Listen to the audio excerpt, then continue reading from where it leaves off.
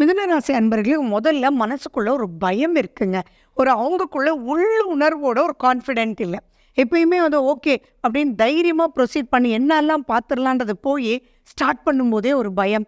என்ன பண்ணுறதுன்னே தெரியல. இந்த கொஷினா அந்த கொஷினானே தெரியல அப்படின்னு சொல்லி அவங்களுக்கு தெரிஞ்ச கொஷினை எழுத முடியாமல் போகிறதுக்கு உண்டான வாய்ப்புகள் நிறைய இருக்குது. அதனால் மிதுனராசி அன்பர்கள் சேலஞ்சிங் எக்ஸாம்ஸ் எல்லாம் இப்போ எடுக்கிறது அந்தளவு ரெக்கமெண்ட் பண்ண மாட்டோம் அப்படின்றத நீங்கள் மைண்டில் கிளியராக வச்சுக்கணும். அதே மாதிரி எந்த ஒரு விஷயமாக இருந்தாலும் இப்போ தேவையான்றது யோசிச்சுக்கோங்க.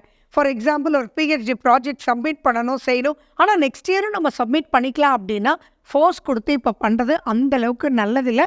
பட் ரெகுலராக நீங்கள் எக்ஸாம்ஸ் இப்போ 10th 12th எல்லாமே சேலஞ்சிங் எக்ஸாம்ஸ் தான். இன்னும் சொல்லப்போனால் ஃபஸ்ட் ஸ்டாண்டர்ட் குழந்தை கூட ஃபஸ்ட் ஸ்டாண்ட் ஒரு சேலஞ்சிங் எக்ஸாம் தான்.